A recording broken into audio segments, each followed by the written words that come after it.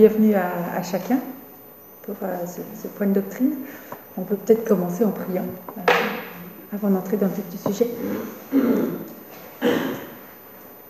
Seigneur, c'est bon de savoir que tu es le même hier, aujourd'hui et demain, et que tes promesses sont toujours vraies dans ta parole. Merci parce que c'est toi qui es la vérité. Et Seigneur, que ceci soit vraiment notre guide à chacun de nous. C'est pas ce que je vais dire qui est la vérité, c'est ce qu'on va lire de ta parole. Le reste, c'est ce qu'on essaye d'en comprendre. Alors Seigneur, merci d'apporter ton discernement et ta sagesse dans notre compréhension de qui tu es. Amen.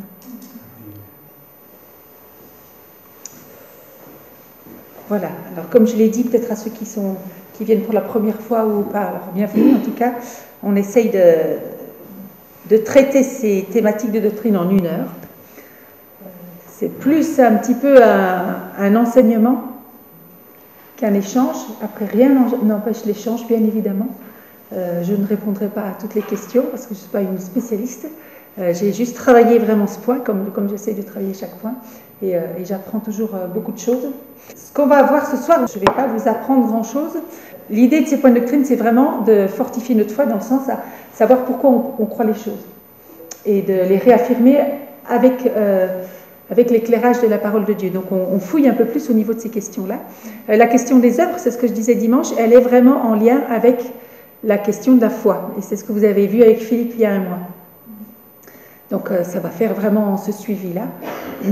Et à partir du mois prochain, on va traiter la question du Saint-Esprit. Donc là, on est vraiment dans ces 2 thématiques qui étaient la foi, comment avoir son salut. Quelque part, on parle de la question de la grâce et du mérite. Et c'est ça qu'on va aborder encore ce soir. La question des œuvres, Timothy Keller la résume dans ces 2 phrases que je vous ai mis pour commencer. Tout ce qui est nécessaire au salut se trouve en Christ. Chercher le salut dans l'accomplissement d'œuvres bonnes, c'est nier que Christ est le seul Rédempteur, celui qui rachète, et le seul Sauveur. Et 2e phrase qui va avec, là on a parlé vraiment de Christ est le seul Rédempteur. Christ, après nous avoir rachetés par son sang, nous renouvelle aussi par son esprit. Et nous, souvent, on reste sur Christ nous a rachetés par son sang. Mais il nous renouvelle aussi par son esprit. Nos vies peuvent ainsi témoigner de l'amour et de la gratitude que nous ressentons pour Dieu. Les fruits que nous portons, on parle donc des œuvres, nous assurent de la réalité de notre foi.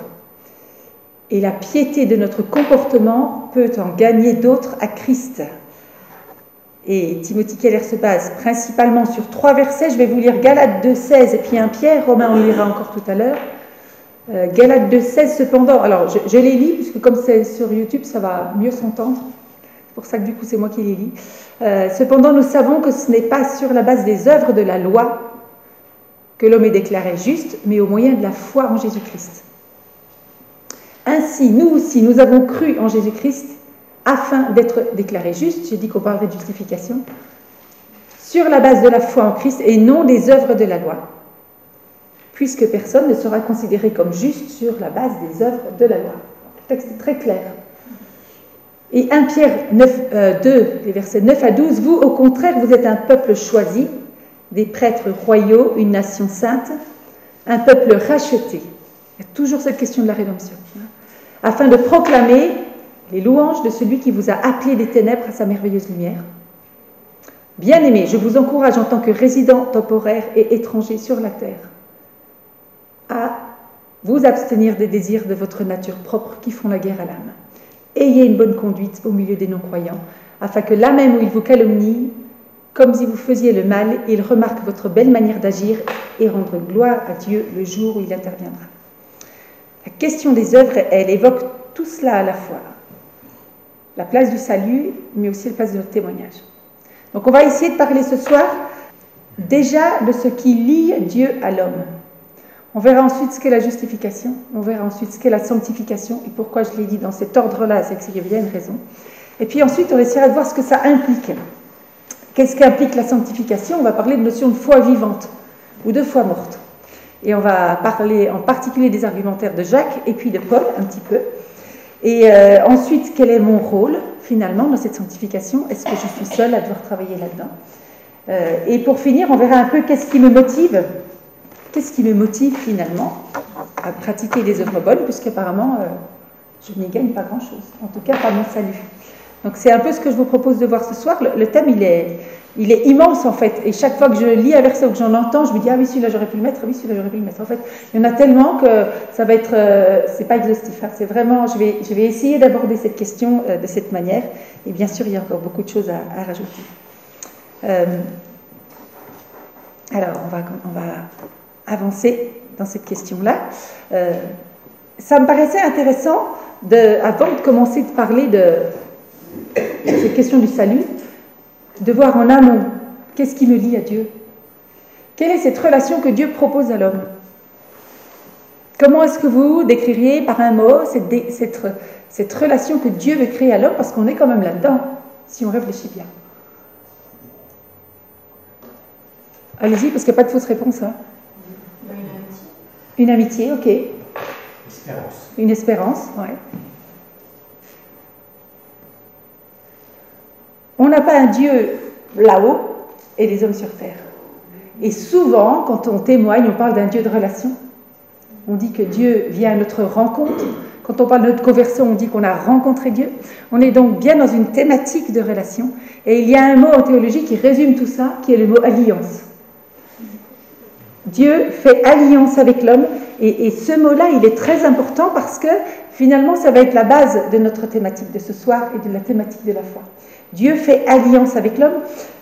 Pour le théologien Grudem, l'alliance, c'est un accord légal entre Dieu et l'homme, qui est immuable, qui est imposé par Dieu, et qui stipule les conditions de leur relation. Et dans cet accord-là, il va y avoir la place des œuvres bonnes. Donc, Dieu, lorsqu'il intervient, on a un Dieu relationnel, on l'a par cette notion de Trinité, c'est un Dieu 3 en 1, c'est donc un Dieu de relation.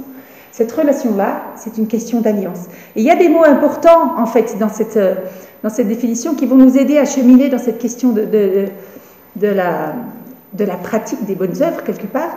Il y a déjà ce mot accord. Qui dit accord dit 2 parties, au moins. Je peux être d'accord avec moi-même, mais ça ne va pas faire avancer le chemin biblique. Hein. Mais accord, c'est 2 parties qui s'allient, Dieu et l'homme. 2 parties qui, toutes les deux, doivent respecter les clauses d'une alliance. Ok, on se met d'accord. Marie-Claude, on se met d'accord pour se rencontrer demain, 20h. Tu as intérêt à venir. Hein? C'est-à-dire qu'on se met d'accord. L'accord que Dieu va créer avec nous, ça c'est dans l'alliance. Et puis il y a un terme qui peut-être vous surprend, c'est que cette alliance, elle est imposée par Dieu. Et les mots imposés, on a un peu du mal des fois, parce que justement, on voit Dieu comme un ami, comme quelqu'un qui vient à notre rencontre, mais en réalité, cette alliance, c'est bien lui qui la décide. Et ce n'est pas nous. Et heureusement, parce que si on était capable de changer le contrat de cette alliance, eh bien, un jour, on mettrait Dieu de côté, un jour, on le reprendrait, puis un jour, on le remettrait de côté. Donc, oui, c'est une alliance qui est imposée par Dieu. L'homme ne peut pas négocier avec Dieu les termes de ce contrat. Il peut les accepter ou les refuser, mais il ne peut pas les négocier. Et heureusement pour nous, finalement, les 2 parties ne sont pas égales dans cette relation d'alliance. C'est ce qu'on appelle la souveraineté de Dieu. Et juste la chance qui est la nôtre, c'est qu'on a un Dieu de grâce et donc on n'a pas à s'inquiéter. Il n'impose pas les choses telles qu'on pourrait l'entendre. Bonsoir, venez, on a commencé. On est en train de parler de cette alliance qui nous lie à Dieu. Donc voilà, Dieu, lorsqu'il décide d'être connecté à l'homme, il y a cette question d'accord, il y a cette question c'est lui qui décide de ce contrat-là. Et puis il y a ce mot immuable, parce que Dieu tient toujours ses promesses. C'est bien pour ça que c'est lui qui ne change pas. Alors, une alliance, on dit qu'elle est immuable parce que l'alliance fait référence au lien. Et un lien est immuable. Le lien qui me relie à ma fille est immuable. C'est un lien filial. C'est ma fille, que je le veuille ou pas, qu'elle le veuille ou pas. Petite, elle voulait divorcer de son frère. Julie, parce qu'il s'était énervé, elle voulait divorcer de son frère. Et ça m'avait fait réfléchir et je lui avais dit, mais Julie, tu pourras jamais. Elle avait été un peu désespérée à ce moment-là. Aujourd'hui, elle est contente. Je ne peux pas casser un lien, c'est immuable. Je suis la mère de Julie, je suis la mère de Pierre, Jeannot est mon père, et ça, quoi que je veuille. Par contre, notre relation va changer. Et je n'ai pas la même relation avec ma fille quand elle a 2 ans, quand elle a 12 ans, quand elle a 22 ans et quand elle en aura 50. Donc vous voyez bien la différence, et c'est important de connaître cette différence, parce que le lien est immuable. Et ce lien que Dieu me propose dans cette alliance, il est immuable, il est le même hier, aujourd'hui et demain. Par contre, cette relation qu'il va créer avec moi, elle va changer. Et dans cette relation-là, je vais être impliquée. Et il va y avoir mon rôle. Et moi, ça me rassure que ce soit immuable. Parce que moi, j'y suis vraiment pas. Mais ça me rassure parce que voilà, il va toujours être là. Donc, cette alliance, c'est toujours la même, mais la relation d'alliance, alors là, je complique un peu, mais cette relation d'alliance, elle change. Et elle a changé tout au long de l'histoire, la grande histoire biblique. Et les théologiens vont parler d'une alliance des œuvres et de l'alliance de grâce. Alors, l'alliance des œuvres, elle est controversée. Et l'alliance des œuvres, peut-être que vous allez être surpris, vous ne vous attendiez pas à ça, mais l'alliance des œuvres, c'est que Genèse 1 et 2. Ce n'est que l'histoire de cette alliance avec Adam et Ève. Avant l'irruption du péché, qui va nous amener à prendre conscience que nous ne pouvons pas répondre aux exigences divines. Le terme alliance n'existe pas dans Genèse 1 et 2, ne le cherchez pas, et tous les théologiens sont d'accord pour dire qu'il y a une alliance qui se crée, c'est-à-dire qu'il y a un accord qui est imposé par Dieu et qui est immuable et qui stipule des conditions. Il y a des exigences et une bénédiction. C'est ça qu'on retrouve chez Adam et Ève. Et on appelle ça l'alliance des œuvres parce qu'en fait, Adam et Ève, dans ce jardin d'Éden, ils avaient un ordre. Vous pouvez manger de tous les arbres du fruit, tous les arbres que vous trouvez dans le jardin, sauf de cet arbre qui se trouve au milieu, cet arbre de la connaissance du bien et du mal. Si vous en mangez, vous mourrez. Donc il y a bien une condition. Et Adam et Ève n'ont pas pu changer cette condition. Donc, les bénédictions sont bien reçues, elles sont dans le jardin d'Éden, mais elles sont préservées par l'obéissance. La seule chose qu'ils ont pu faire, c'est l'accepter ou pas. Ils l'ont refusé, et c'est la chute, c'est Genèse 3, et c'est cette irruption du péché. Et c'est à partir de là qu'on parle d'alliance de grâce. Et moi, je trouve ça bon, parce qu'à part 3 pages, la Bible entière, elle parle d'une alliance de grâce. Alors, je vous parlais de relations qui changent, d'une relation d'alliance. Il y a beaucoup d'autres alliances après. Il y a une alliance avec Noé, ce qu'on appelle l'alliance noachique, l'alliance avec Abraham, etc. Les 2 grandes qu'on retient, c'est l'ancienne alliance, mais qui ne fait référence qu'à Moïse, la loi selon Moïse, et la nouvelle alliance, qui fait référence à Christ. Et ces 2-là sont des alliances de grâce. De Genèse 3 à l'Apocalypse, l'ancienne alliance introduit la nouvelle alliance, c'est-à-dire qu'elles ne peuvent pas aller l'une sans l'autre. L'ancienne alliance, ce n'est pas une alliance des œuvres, c'était déjà une alliance de grâce pour dire « vous n'y arriverez pas ». Elle introduit en fait. Et cet accès aux bénédictions, il est conditionné par la foi. Et moi je trouve ça beau, parce qu'on a vraiment un texte qui est rempli de grâce. Alors, ce n'est pas qu'il n'y avait pas de grâce au niveau d'Adam, c'est juste qu'il n'y avait pas le péché. Et il faut juste remettre les choses dans cet ordre-là.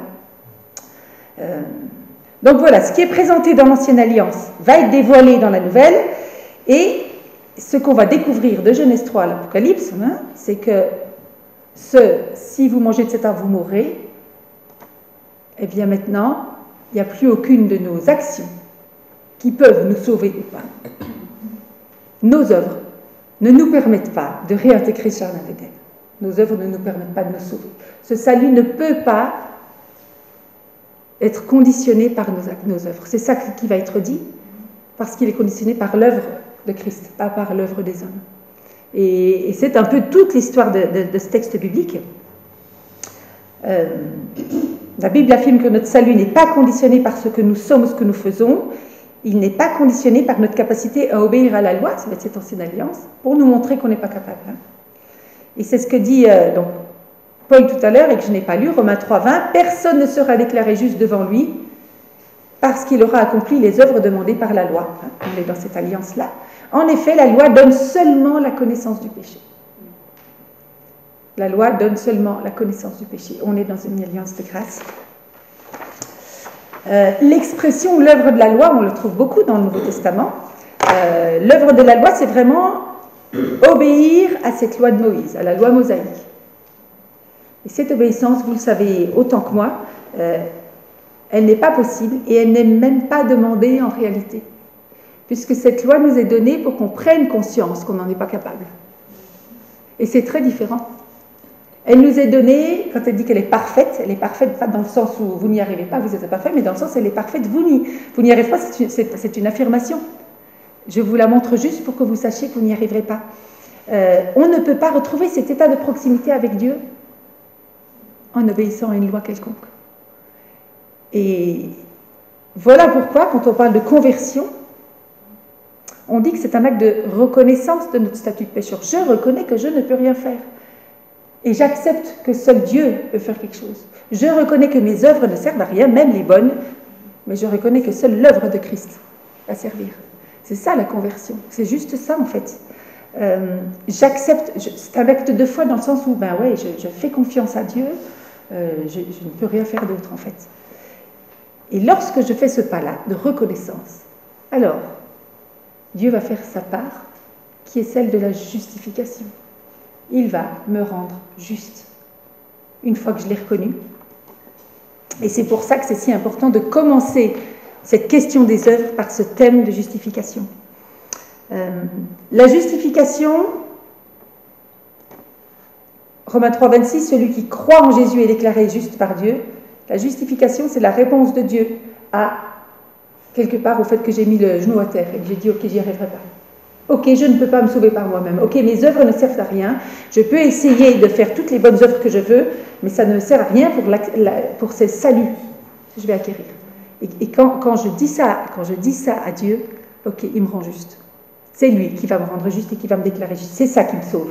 Et cette notion-là, pourquoi on insiste tant? Alors, vous l'entendez peut-être depuis que vous êtes tout petit et depuis des années, mais en fait, c'est celle qui a tout changé au niveau de l'histoire de l'Église. Parce que c'est ce point-là sur lequel les réformateurs n'ont pas été d'accord. C'est ça qui a tout changé, en fait. Il y a quelque part deux notions importantes dans le mouvement religieux, dans le christianisme aussi, dans le mouvement des religions. Il y a deux choses importantes. C'est qu'est-ce qui me rend juste et qui est Jésus, est-il le Fils de Dieu. Ce sont les deux choses sur lesquelles vous allez pouvoir vous achoper avec les autres. Mais dans l'histoire de l'Église chrétienne, cette question de la justification, c'est ça qui a tout chamboulé. Nous ne serions pas aujourd'hui... chrétiens, protestants, évangéliques, ménonites, si à un moment donné, Martin Luther n'avait pas découvert, en lisant l'épître de Romains, cette question de la justification par la foi seule. Parce que jusqu'à cette époque-là, le Vatican prônait une doctrine selon laquelle la justice était un attribut de Dieu, et il ne pouvait pas être un attribut des humains. Donc on ne pouvait pas devenir juste. Donc Dieu ne transmettait pas cet attribut, il fallait bien pratiquer quelque chose et faire quelque chose pour y accéder. Et quand Martin Luther va découvrir ce verset de Romains 1, 17, cet évangile nous révèle en quoi consiste la justice que Dieu accorde. Elle est reçue par la foi et rien que par la foi. Comme il est dit dans l'Écriture, le juste vivra par la foi. Ça, c'est une vérité qui, tout à coup, éclaire Martin Luther. Et c'est là que va commencer cette réforme. C'est donc très, très important de savoir ce qu'on pense par rapport à cette place des œuvres. Elles ne peuvent pas nous sauver. Et elles ne le pourront jamais.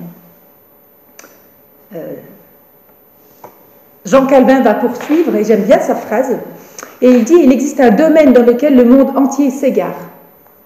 Et cet égarement a prévalu à travers presque tous les âges. S'imaginer que l'homme, aussi imparfait qu'il puisse être, mérite tout de même, dans une certaine mesure, la faveur de Dieu grâce aux œuvres qu'il accomplit. Dieu nous réconcilie avec lui, non pas grâce à nos œuvres, mais grâce au Christ seul. Aussi longtemps que Dieu regarde à nos œuvres, il n'y voit aucune raison qui l'inciterait à nous aimer. Dans une certaine mesure, on s'imagine que quand même on mérite quelque chose. Et je crois que jusqu'à notre dernier souffle, la question du mérite et de la grâce, elle va être compliquée. Parce qu'au fond, Seigneur, quand même, tout ce que je fais pour toi. Ça, c'est quand même des petits réflexes qui restent depuis Genèse 3. Quand même, quoi. Tu pourrais quand même bien me répondre. Et cette question de la grâce, franchement, moi, plus je vieillis, plus je me dis que je n'arrive pas à la comprendre, et c'est normal, parce que ce n'est pas une invention humaine, c'est une invention divine. Mais voilà, un domaine dans lequel le monde entier s'égare. Aujourd'hui, on mérite les choses, parce que je le vaux bien. Et quand vous parlez de quelque chose qui ne se mérite pas, c'est louche. quelque chose de gratuit, c'est louche. Donc c'est compliqué de parler de la grâce. Et en même temps, c'est vraiment la base de notre foi. Et c'est ça qui nous rend joyeux. Et je trouve que c'est ça qui est beau. On n'a vraiment rien à y faire, quoi. Timothy Keller, il dit, si je combine foi et œuvre, c'est-à-dire si je dis, oui, je dois avoir foi en ce Jésus et tout ce qu'il a fait pour moi, mais je dois aussi y ajouter ceci ou cela, sinon je ne suis pas sauvé, alors j'affirme que ce n'est pas ce que Jésus a fait qui me sauve, mais ce que j'y rajoute. Je fais de moi-même mon propre sauveur.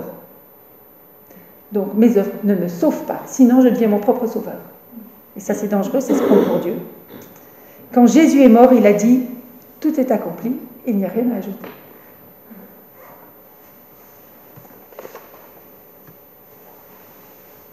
Voilà pour cette justification, je suis rendu juste.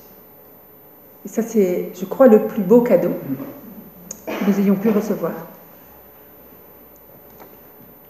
Alors, pourquoi des œuvres? Puisqu'elles ne sauvent pas, quelles sont la place dans ma vie chrétienne? Est-ce qu'elles sont vraiment nécessaires? Est-ce que c'est un plus? Quelles sont leurs places? Eh bien, les œuvres ne sauvent pas, c'est vrai, mais les œuvres sont la manifestation de mon salut.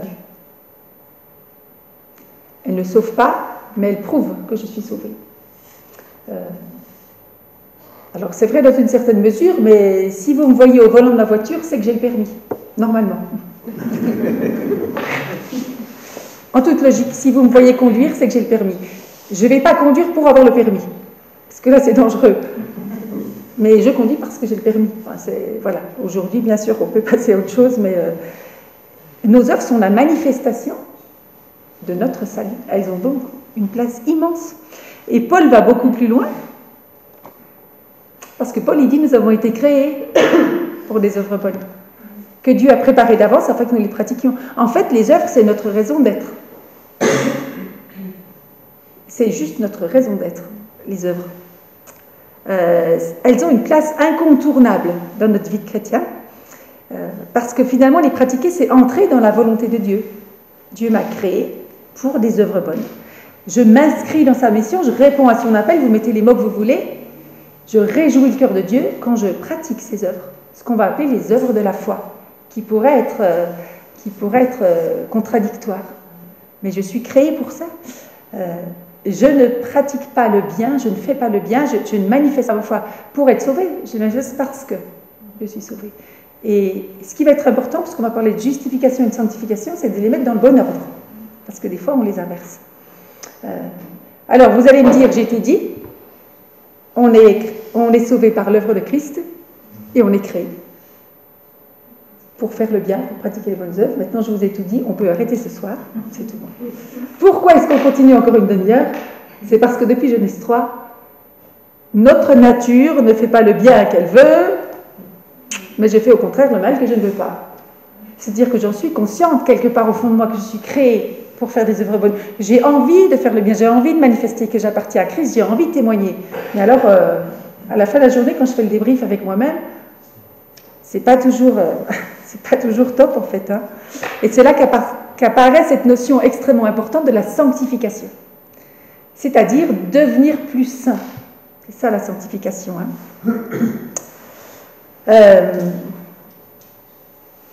Devenir plus saint. Saint, c'est être mis à part. Autrement dit, devenir plus saint, c'est vouloir ressembler de plus en plus à Christ. C'est-à-dire chercher à ôter ce péché qui entache ma nature. J'y arriverai jamais, et c'est ça qu'on va voir. Mais quelque part, c'est vouloir ressembler plus à Christ. Et on va voir les différences entre la justification et la sanctification, et vous verrez, elles sont encourageantes. Moi, je trouve qu'elles boostent, et en même temps, elles sont rassurantes. Parce qu'on n'a pas, voilà, on a une part à faire, mais ce n'est pas la part la plus importante. Dans l'Ancien Testament, on parle d'être saint. Et dans l'Ancien Testament, être saint, c'est un état, on est séparé. Il y a une notion de séparation. Il y a des objets qui sont saints pour le culte. Il y a des personnes qui sont consacrées. Hein, quand on parle d'être consacré, il y a des personnes qui sont consacrées, qui sont mises à part. Anne, quand elle aura Samuel, va le consacrer à Dieu. Elle le met à part. Donc dans l'Ancien Testament, lorsqu'il est parlé de sainteté, c'est vraiment en lien avec le culte. c'est vraiment en lien avec cette volonté d'être donné à Dieu. Ça, c'est un petit peu comme ça que l'Ancien Testament le présente, et est considéré comme saint dans l'Ancien Testament tout ce qui a cette qualité, une qualité particulière autour de cette personne qui est sainte. Mais dans le Nouveau Testament, être saint, c'est pas seulement un état, c'est un processus. Et moi, je découvre vraiment de plus en plus que dans ce texte qui est passionnant, il y a toujours ces deux notions. On est libéré, mais pas totalement libre. On est sauvé, mais encore sur le chemin. Vous voyez, il y a toujours cette notion d'état et de processus. Je suis chrétien, c'est un état. On est sur terre. Mais on est encore sur terre, exactement. C'est le déjà et pas encore des théologiens. C'est-à-dire qu'il y a encore quelque chose qui n'est pas parfait. Donc oui, je suis chrétien, c'est un état, je suis mis à part, mais il y a un processus. Et le Nouveau Testament, il insiste beaucoup sur ce processus comme étant la responsabilité du croyant. Et c'est là que vont apparaître la question de nos œuvres. Vous voyez bien que j'y arrive tranquillement. Et dans le Nouveau Testament, lorsqu'il est parlé d'être sanctifié, le mot qui est utilisé est spécifique pour dire être libéré du péché. C'est-à-dire vraiment de notre responsabilité de chercher à se libérer encore plus de cet état de pécheur et de cet esclavage qui est le nôtre. Voilà pourquoi, quand on parle de justification et de sanctification, il ne faut pas inverser l'ordre des choses. La foi, je l'ai en Christ, mais elle est appelée à être visible. Elle est vraiment appelée à être concrète. Alain Nisus, il dit ça joliment, je trouve. Il dit, plus que vouloir être zen et bien dans sa peau, le croyant est appelé à rechercher la sainteté et celle-ci n'est pas facultative. Quand on témoigne et qu'on présente Dieu, on présente quand même souvent un Dieu qui nous donne la paix, un Dieu qui nous aime. C'est vrai, hein? Je me remets moi en question, hein? Un Dieu qui est là pour répondre à nos besoins. On présente un Dieu zen, hein? On est bien dans la peau. On a le désert, hein? On a nos 40 ans de désert quand même sur Terre. On est encore sur Terre, comme tu dis, on n'est pas dans le paradis. En fait, être chrétien, c'est pas facultatif que de vraiment cheminer avec Dieu et pas rester à cet état. Et des fois, on reste à cet état, on est chrétien. Mais on doit cheminer.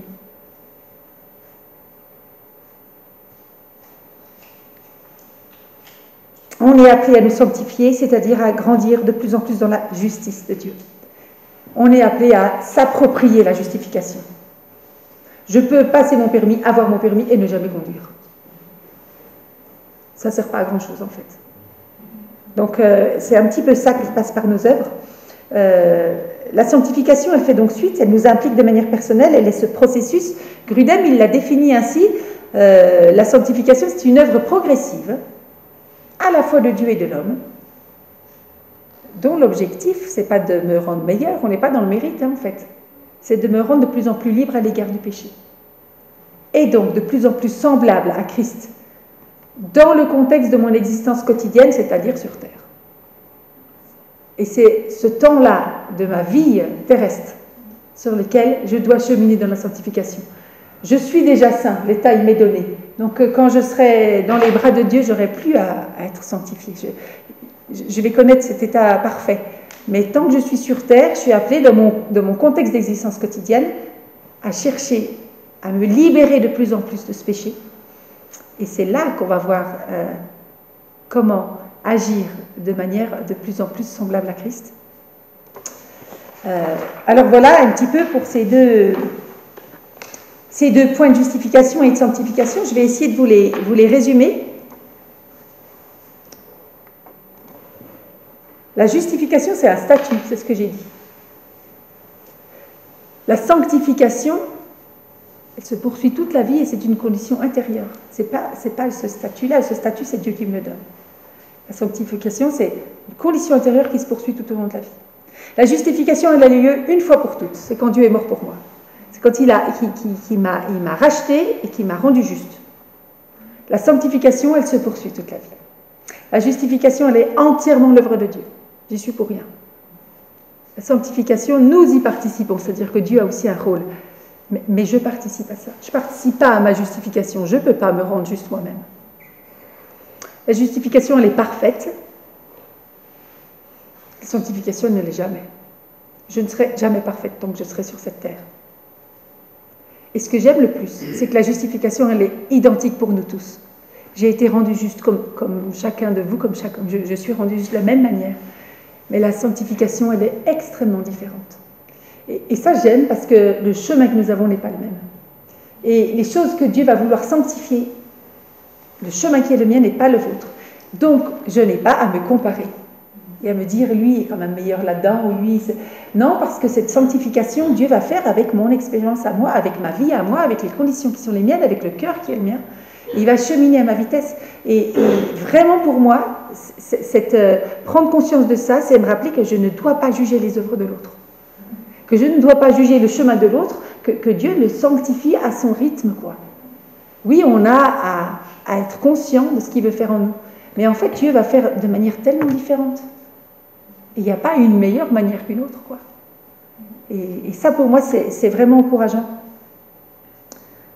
John Piper, il écrit, pour toujours ce déjà et pas encore, c'est l'assurance que nous avons d'être déjà parfaits, la justification, qui nous donne la force de lutter quotidiennement, la sanctification, pour surmonter nos imperfections. Je suis parfait, ok, mais je suis dans un processus de gérer mes imperfections. Attention à ne pas inverser l'ordre des choses. Il ne faut pas se dire, ok, Dieu exige de moi la perfection, je dois devenir parfait dans mon comportement, il faut que je sois vraiment meilleur, comme ça, Dieu me regardera et se dira, ouais, il ne se débrouille pas trop bien, il ne se débrouille pas trop mal, pardon, je vais le rendre parfait. Et le considérer comme parfait. En réalité, c'est l'inverse. La perfection de Christ est comptée comme la nôtre. Et la preuve que nous sommes rendus parfaits en Christ, c'est que nous haïssons notre péché. Moi, ça m'a repris. Est-ce qu'on haït notre péché vraiment? Parce qu'elle est déjà là, l'œuvre de sanctification. Est-ce que je haïs, est-ce que je hais, du verbe haïr, le péché en moi? Je vous exhorte donc, je continue la citation, à faire attention à ne pas prendre cela à l'envers. Le monde entier le comprend à l'envers. Les autres religions le prennent à l'envers. Selon elles, nos œuvres et nos efforts pour combattre nos imperfections peuvent nous rendre agréables à Dieu. Mais cela ne marche pas comme ça. Dieu nous considère comme acceptables, il fait de nous ses enfants, il nous considère comme justes.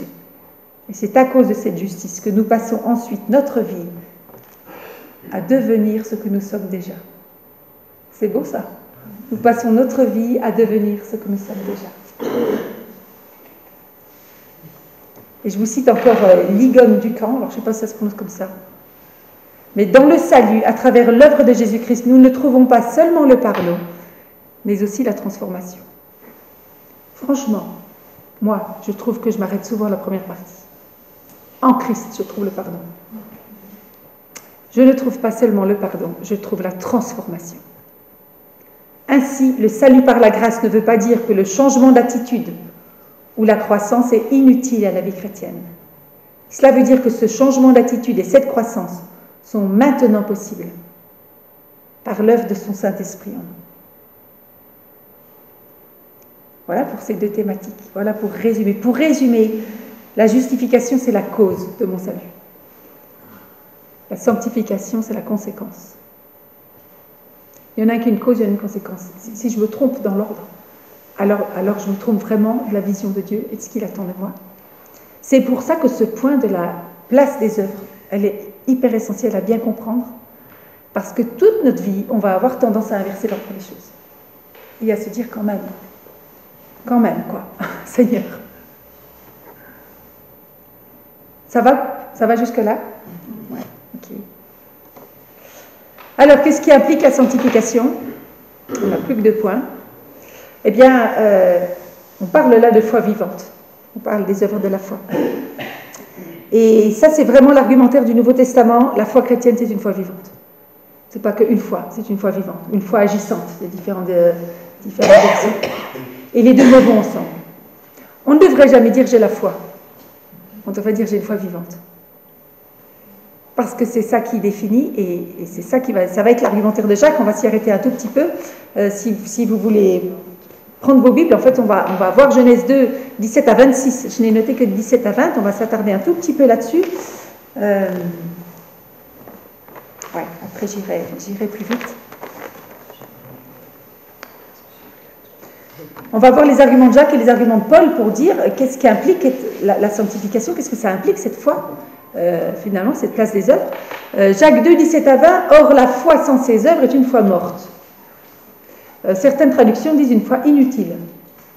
« Montre-moi ta foi sans les œuvres, et moi je te montrerai ma foi par mes œuvres. » Alors, je te montrerai ma foi à travers mes œuvres, hein, pas la foi que j'ai reçue dans les œuvres. Hein. Tu crois qu'il n'y a qu'un seul Dieu, c'est bien, mais les démons aussi le croient, et ils tremblent. Quel est l'argument de Jacques dans ce passage? On va lire aussi la suite tout à l'heure. Eh bien, son argument, c'est que finalement, la foi, elle doit se manifester. La foi en Jésus-Christ doit être concrète, elle doit être visible, et elle ne peut pas être qu'une connaissance intellectuelle. Il y a beaucoup de gens qui disent « je crois en Dieu ». Ah oui, oui, moi aussi je crois en Dieu. Moi aussi je crois en Dieu.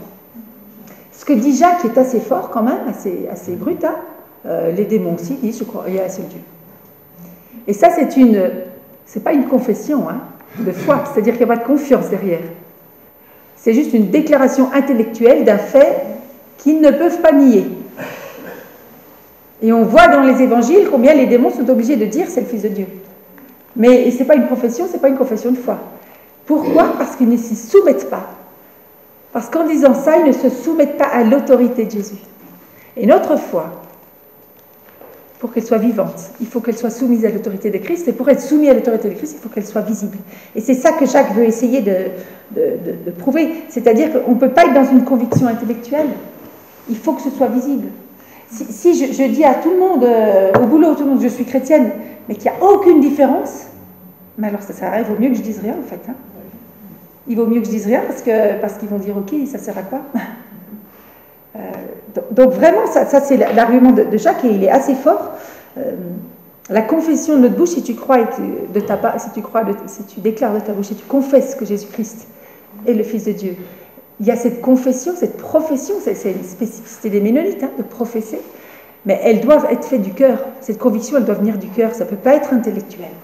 Et on en connaît beaucoup. Notre fille qui est à La Réunion me dit, c'est incroyable, tout le monde te dit je crois en Dieu. Mais en même temps, tout le monde croit en beaucoup d'autres choses. Donc elle dit, oui, je suis chrétienne, mais en même temps, je suis. Et elle est assez choquée par ça, parce qu'effectivement, on est dans une autre culture, assez polythéiste, donc voilà, cette déclaration, elle ne peut pas être qu'une parole intellectuelle. Et il continue, le verset 20 et 21, c'est est-ce que tu veux avoir la preuve que les foi sans les œuvres ne sert à rien? C'est ça qu'il dit Jacques. La foi, elle est morte s'il n'y a rien qui le manifeste. Et ça, c'est quand même sévère. Hein? Ça ne sert à rien de dire je suis chrétien si ça ne se voit pas en fait. Si je ne fais que le dire, et des fois c'est même peut-être pire, c'est-à-dire qu'on ne dit même pas. Enfin, pire, on ne dit même pas puis ça ne se voit pas. Parce que finalement, on s'est arrêté à j'ai reçu un pardon. Mais là, c'est la foi, ok. Et ce n'est pas une foi qui est valable pour Jacques. Il va loin, hein. Il va parler des œuvres de la foi, c'est-à-dire des œuvres de celui qui a vraiment accepté Christ. Et le texte des 10 lépreux qui est dans Luc, avec le seul lépreux qui revient dire merci à Jésus qui l'a guéri, l'exégèse des mots montre que quelque part, c'est comme si l'auteur disait le seul qui est vraiment sauvé, c'est celui qui est revenu. Ça va loin, quoi. Le seul qui est vraiment sauvé, c'est celui qui est revenu. Donc nos œuvres, elles sont là et on ne peut pas faire sans, quoi. Et il va prendre 2 exemples, Jacques. Il va dire, je vais te prouver que la foi sans les œuvres, elle est morte, je vais te prouver tout ça. Et quelque part, il va dire, je ne suis pas juste parce que j'obéis à une loi. C'est le premier argument qu'il va avoir. On ne peut pas être juste en obéissant à la loi. Il va prendre l'exemple d'Abraham. Pourquoi Abraham? Parce qu'Abraham est né avant la loi mosaïque. Donc Abraham ne pouvait pas obéir à une loi quelconque. Or, Abraham est déclaré juste. Pourquoi? Par ses œuvres. Parce qu'il a accepté d'amener son fils sur le mont Moriah. C'est là que Dieu le déclare juste. C'est dans ce qu'il fait. Ce n'est pas dans la loi qu'il a obéi. La loi mosaïque, elle arrive bien après. Il prend l'exemple d'Abraham et puis il prend l'exemple de Rahab, une prostituée, qui n'a absolument aucune notion et connaissance de la loi, puisqu'elle ne fait pas partie du peuple. Et qui est déclarée juste. Pourquoi? Parce qu'elle a caché des espions. Et qu'elle le dit, qu'elle déclare, oui, votre Dieu, c'est celui que je crains. et qu'elle va les cacher. Mais c'est ça qui fait qu'elle est déclarée juste. Donc Jacques, il va loin. Hein. Pour lui, vraiment, la foi qui est valable, c'est la foi qui est manifeste. Et c'est ça qui va être son argumentaire. Et Paul va un petit peu dans le même argumentaire. En Jésus-Christ, ni la circoncision n'ont de valeur, mais seulement la foi qui est agissante par l'amour. Et vous connaissez tous ces versets de l'Épître aux Corinthiens. Hein. Si je peux avoir tous les dons du monde entier, si je n'ai pas l'amour, je suis comme un airain qui résonne. Et je crois que là derrière, des fois, on lit vraiment de manière superficielle tout ça, en se disant, je suis sauvé, tout va bien, je suis sauvé. Mais ma foi, elle doit être agissante. Et c'est vraiment ce que le Nouveau Testament nous dit dans cette alliance de grâce depuis Genèse 3. Oui, je suis rendu juste, ouais, cet état je l'ai. Mais le processus qui est le mien jusqu'à mon dernier souffle, ça va être d'haïr le péché. Dominique Angers, il dit, la formule « la foi sans les œuvres est morte », celle qu'on vient de lire, hein, qui est de Jacques, elle est fort commode. Elle indique que la véritable foi, celle qui sauve, s'accompagne nécessairement d'œuvres, au sens large du terme. Les œuvres, c'est aussi, on le verra tout à l'heure, c'est ma personne en entier, c'est mon cœur, c'est tout ça, mes pensées. Hein. Autrement dit, la vraie foi porte du fruit. Comme le disaient les réformateurs, nous sommes sauvés par la foi seule, mais non par une foi qui est seule. Nous sommes sauvés par la foi seule, mais non par une foi qui est seule. Parce que cette foi, elle amène automatiquement au fruit. Alors, je vous l'ai dit, c'est une coopération entre Dieu et l'homme. Le rôle de Dieu, il est trinitaire. Dieu le Père, qui crée en moi le vouloir et le faire. C'est lui qui va m'aider à me sortir. Dieu le Fils, qui a fait cette œuvre à la croix pour me rendre juste. Dieu le Saint-Esprit, qui est là pour me guider et m'aider à me sanctifier. C'est lui, c'est cet Esprit de Dieu qui va m'aider chaque fois à savoir où j'en suis par rapport à cette sanctification. Hein. On parle des fruits de l'Esprit, on parle de la sanctification par l'Esprit. L'Esprit de Dieu, si je suis à son écoute, va m'aider à entrer dans ce processus des œuvres bonnes pour la bonne raison, pour la bonne cause. Donc oui, le rôle de Dieu, il est essentiel. Et le rôle de l'homme, alors j'ai mis un rôle passif entre guillemets, parce que ce rôle passif, c'est celui d'accepter le rôle de Dieu en fait. C'est-à-dire celui de tout faire comme si tout dépendait de moi, mais en même temps de savoir que tout dépend de l'autre. Donc j'ai ces deux rôles. J'ai ce rôle passif qui est de reconnaître ce rôle de Dieu, et ça c'est en filigrane dans tous les textes qui me disent « faites confiance à Dieu, ne vous inquiétez de rien, faites confiance en Dieu ». Ça c'est mon rôle passif quelque part. Seigneur, j'en ai marre de mon caractère de cochon, mais tu me dis de te faire confiance. Mais en même temps, j'ai quand même un rôle actif, hein, c'est-à-dire me laisser transformer et faire ma part. Et moi, je trouve qu'il y a un verset qui résume beaucoup ça, c'est Jacques, toujours, « Soumettez-vous à Dieu, résistez au diable ». Et je ne sais pas, mais des fois, il y en a un des deux qu'on met de côté. « Oh Seigneur, je suis soumise à toi, je me remets à toi, je te fais confiance ». C'est aussi écrit « résister au diable » en fait. Et puis il y en a d'autres qui sont dans « je résiste, Satan, je n'ai pas peur, Satan, et qui oublient de se soumettre. Mais ça, c'est notre vie à nous tous, hein, jusqu'à la fin. On a ces deux rôles à avoir. Ce rôle actif, il va apparaître vraiment dans tous les verbes. Hein. Moi, je n'ai cité que certains. Hein. Faites tous vos efforts pour. Abstenez-vous de toute immoralité.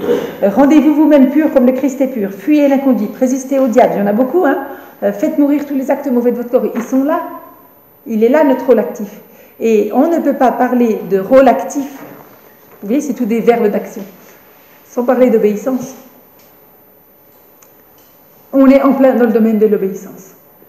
Et pas que du sentiment. Le Seigneur m'aime. Mais on est vraiment dans la question d'obéissance. Et on ne peut pas en faire l'impasse. C'est vraiment deux facettes. Hein. Alors, voilà ce que dit Grudem. Faute de nous appliquer activement à l'obéissance, nous devenons, alors cette fois-ci, des chrétiens passifs et paresseux. Dieu fait tout. Je me repose sur son œuvre. Et si nous négligeons la confiance et la dépendance envers Dieu, le danger de l'orgueil et d'une confiance excessive nous-mêmes nous guette. C'est pas simple, en fait. C'est pas simple de cheminer sur ce processus avec Dieu. Mais nous devons maintenir conjointement la foi et la diligence à obéir. avoir confiance en Dieu ne m'empêche pas d'obéir. Je peux pas faire l'impasse sur obéir. Il ne fait pas tout. J'ai aussi ma part. Mais ma part, elle vient après la sienne. Mais elle est importante et ça va vraiment dans ces deux sens. Et je crois que vraiment, on est appelé à lui demander quelle est la part où on a peut-être besoin d'être plus sanctifié. Est-ce que c'est dans mon rôle actif? Est-ce que c'est dans mon rôle passif? Est-ce que c'est dans lui laisser les rênes? C'est dans lui obéir? Est-ce que c'est dans le soumettez-vous? Ou est-ce que c'est le résister? Où est-ce que Dieu veut sanctifier? Qu'est-ce qu'il veut sanctifier en moi? Je pense que ça dépend des étapes de vie, ça dépend des épreuves, mais il y a quelque chose toujours à bosser. Et ce que je trouve beau et que j'ai rajouté là, c'est ce rôle collectif, c'est que dans le rôle de l'homme, on n'est pas tout seul en fait, on est en Église. Et cette notion de sanctification, elle est inévitablement liée à la vie d'Église. Je ne peux pas me sanctifier toute seule avec ma Bible dans mon coin. Veillez les uns sur les autres. Veillons les uns sur les autres, ça fait partie de cette œuvre. Si je veux vraiment comprendre la juste place de mes œuvres dans ma vie, il faut que je le fasse avec vous, quoi. C'est-à-dire que vous veillez sur moi et vice-versa. Parce que ça va être quand même beaucoup plus simple. Parce que sinon, j'ai vite le regard biaisé. Et c'est encore une des raisons pour lesquelles Dieu a créé l'Église. Et ça, c'est vraiment un cadeau, je trouve. Et qu'on soit appelés à nous encourager les uns les autres dans ce domaine-là. C'est un Timothée, je vous ai mis toutes les références, hein, je les passe. Voilà. Cette œuvre de la sanctification, elle me concerne entièrement. C'est pas que aller faire du bien, donner une pièce pour les pauvres, aller faire une visite. C'est mon intellect, c'est mes pensées, c'est mes sentiments, c'est ma volonté, c'est mon corps, c'est tout ça en fait. L'œuvre de sanctification, ça va dans tous ces domaines. La foi agissante, c'est dans tous ces domaines. Et là encore, je vous invite à réfléchir pour vous-même. Quel est le domaine dans lequel vous avez plus besoin d'être sanctifié peut-être en ce moment? C'est notre cheminement, on l'a dit, il est tous différents en fait. La sanctification, c'est corps, âme et esprit. Dieu doit peut-être sanctifier mes pensées pour telle situation. Dieu veut peut-être sanctifier mes sentiments. Peut-être qu'il veut sanctifier mon rapport à mon corps. Peut-être qu'il veut sanctifier ma volonté, parce que qu'est-ce que j'ai du mal à la mettre en dessous de la volonté de Dieu. Vous retrouverez les versets, hein. Prendre plaisir à accomplir la volonté de Dieu, renouveler, se laisser renouveler nos pensées. Des fois, on peut voir de quelqu'un des œuvres bonnes. Oh, bah dis donc, lui, il a donné sa dîme, ou il donne beaucoup aux œuvres caritatives, ou il est toujours... Mais peut-être que c'est les sentiments que Dieu veut sanctifier. C'est pour ça que je disais dès le début, ne nous comparons pas. Parce que Dieu travaille ces œuvres bonnes pour lesquelles il nous a créés de manière très spécifique pour chacun de nous. Et il y a des domaines dans lesquels on est plus appelé par certains moments à dire à Dieu, ok, je te laisse souverain, mais il va falloir vraiment que j'apprenne à résister ou que j'apprenne à me soumettre. Paul a dit que les chrétiens matures se reconnaissaient parce que par la pratique, ils ont exercé leur faculté à distinguer le bien du mal. Est-ce que je peux dire, est-ce que vous pouvez dire de vous que vous avez par pratique maintenant la connaissance du bien et du mal? Qu'est-ce qu'il en est de ma maturité dans ce domaine?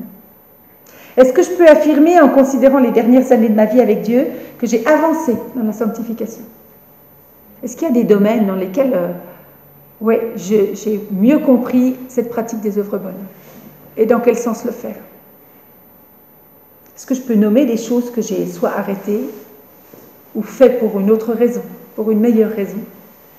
C'est tout ça, en fait, cette question des œuvres. Et c'est toute la vie qu'elle est en questionnement pour nous, pour ressembler mieux à Christ. Que le Dieu de paix vous rende lui-même entièrement saint et qu'il vous garde parfaitement esprit, âme et corps pour que vous soyez irréprochables lors de la venue de notre Seigneur Jésus-Christ. Alors on ne le sera pas irréprochable. On le sera après parce qu'il nous a rendu juste, c'est cet état-là. Hein. Mais voilà ce que j'avais envie de vous partager par rapport à cette question des œuvres. Je vais terminer par une dernière chose, un peu plus encourageante, parce que là j'ai lancé peut-être beaucoup de questions pour nous remettre en question. On a dit que cette pratique des bonnes œuvres, elle ne nous servait pas à gagner notre salut, ni même l'amour de Dieu. Dieu ne m'aime pas plus parce que je fais des choses, parce que je me sanctifie. Il ne m'aime pas plus. Ça ne peut pas changer, quoi. Par contre, je peux lui faire plaisir. Ça, c'est clair. Et il y a plusieurs raisons. La Bible n'en a pas qu'une. La première auquel on pense, c'est exprimer notre amour et notre reconnaissance.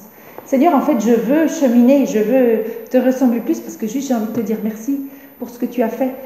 Le week-end dernier, dimanche, on a parlé de la joie. De cette joie qui ne dépend pas des circonstances, mais qui dépend de ce que Dieu a fait. On est toujours dans ce même domaine. Mais par amour, moi, je veux dire merci. Dimanche, on a la fête des récoltes, on va parler de reconnaissance. Et j'ai envie de pratiquer, j'ai envie d'être meilleure, j'ai envie de cheminer dans cette sanctification parce que j'ai envie de te dire merci, en fait. Et ça, c'est louable. C'est une vraie raison qui nous motive. Seigneur, j'ai vraiment envie de te montrer mon amour. Ligon Ducamp, il dit, dans la vie chrétienne, tout acte d'obéissance, en réalité, est un acte de reconnaissance. Obéir, c'est dire merci. Et c'est beau de voir comme ça l'obéissance. Obéir, c'est dire merci. Je n'obéis pas pour obéir à une loi, je ne suis pas sous la loi, je ne suis pas dans le mérite, je ne suis pas dans l'alliance des œuvres. J'obéis juste pour dire merci. Et ça change tout dans la motivation. Dominique Angers, il dit, la foi qui sauve, elle mène inévitablement à la reconnaissance. Ça ne peut pas être... c'est forcément lié. Et il dit l'expression un chrétien ingrat, c'est un oxymore, ça ne peut pas aller ensemble. C'est deux mots qui ne vont pas ensemble. Je ne peux pas être un chrétien ingrat. On ne peut pas parler de chrétien ingrat. C'est-à-dire que quand je suis chrétien, je suis forcément reconnaissant. Des fois, on l'oublie. Des fois, on oublie cette notion-là, de la reconnaissance. Est-ce qu'on est prêt à combiner cette reconnaissance avec l'obéissance? Ok, je vais t'obéir. Résistez, soumettez-vous, tous ces verbes. Je vais obéir par reconnaissance. C'est la première motivation qui doit vraiment nous inviter à être dans ce chemin. Et puis il y en a une autre, qui est aussi une raison que la Bible nous donne. C'est vouloir plaire à Dieu et dans le sens d'être conscient de sa sainteté. Je parlais tout à l'heure de haïr le péché de plus en plus. Est-ce que je suis prêt toute ma vie à cheminer, à vouloir de plus en plus détester le péché que je vois en moi? Est-ce que je hais le péché ou est-ce que j'ai vraiment facilement tendance à dire je te demande pardon Seigneur? Est-ce que je me rends de plus en plus compte de ce qu'est le péché pour Dieu? À la fin de l'année dernière, on avait parlé de cette question de l'enfer, hein, et on avait dit Dieu aime les hommes, pourquoi est-ce qu'il y en a qui vont en enfer? Et on avait dit que le jour où on aurait la vision de Dieu sur le mal, on comprendrait qu'il est juste. Parce qu'on ne comprend pas combien Dieu est le péché, pas le pécheur, mais le péché. Et je crois que vouloir vraiment rentrer dans ce domaine de la sanctification et vraiment s'appliquer à répondre à ce pourquoi j'ai été créé, c'est prendre conscience de la manière dont Dieu voit le péché. Et le péché en moi, hein, pas le péché chez les autres, le péché en moi. Il y a déjà assez de boulot en fait. Hein.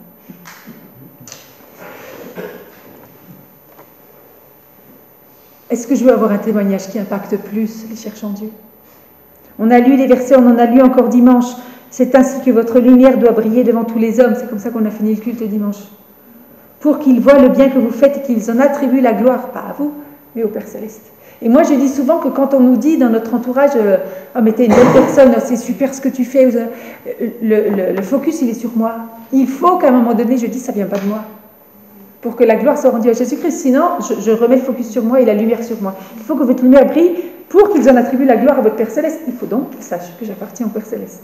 Et à un moment donné, je ne peux pas faire l'impasse de ça, quoi. Et puis j'en ai cité une autre, il y en a d'autres dans la Bible, hein. Mais c'est connaître la paix et la joie, et je termine avec cette notion.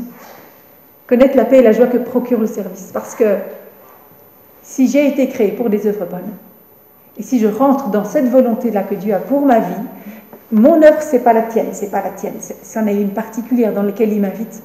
Mais si je trouve cette place-là, alors vraiment, la paix et la joie de servir Dieu, on va la ressentir. Et ça aussi, ça me motive à me booster dans ce travail de sanctification. Je parlais tout à l'heure de Martin Luther. Quand il a découvert cette vérité, il a dit de lui qu'il est devenu un croyant joyeux, débordant de la joie de l'Évangile. À ce moment-là, il est devenu un croyant joyeux. Trop souvent, on est des chrétiens qui ne sont pas joyeux. Peut-être parce qu'on n'a encore pas trouvé là où il nous veut, peut-être parce qu'on n'a pas envie de se soumettre, peut-être qu'on a, je ne sais pas, mais trop souvent on est des chrétiens qui ne sommes pas joyeux. On doit être enthousiaste. C'était notre série. On finit par ça, c'était le culte de dimanche et le culte de dimanche prochain encore. Est-ce qu'on est prêt à être des chrétiens joyeux? Parce qu'il a déjà tout fait, cette justification. Est-ce qu'on est enthousiaste pour servir par nos œuvres? Et cherchant Dieu, alors là, vous connaissez la vision par cœur depuis le temps qu'on l'a dit, hein, mais en servant Dieu, en servant et cherchant Dieu, en servant le monde. Non pas en tant qu'esclave qui obéit à une loi, mais en tant qu'ami et enfant de Dieu. Et ça change tout. Hein. C'est cet ordre des choses dont je parlais tout à l'heure. Voilà, que le Seigneur vraiment nous aide à comprendre cette juste place de qu'est-ce que ça veut dire pratiquer une œuvre bonne et qu'est-ce que c'est que ces œuvres que Dieu m'invite à faire. J'ai terminé.